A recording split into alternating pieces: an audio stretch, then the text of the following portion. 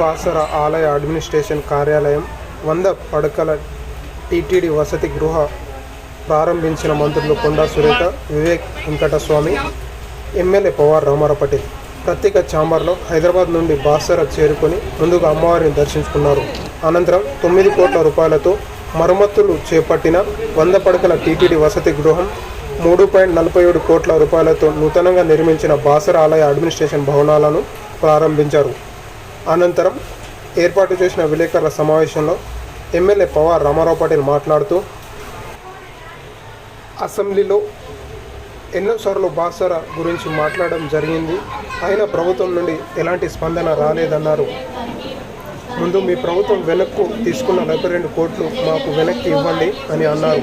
మీకు దసరా దీపావళి వరకు అవకాశం ఇస్తున్నా ఆలోగా బాసర అభివృద్ధి చేయకపోతే నిరాహార దీక్ష చేపట్టడం జరుగుతుందని ఆయన తెలిపారు.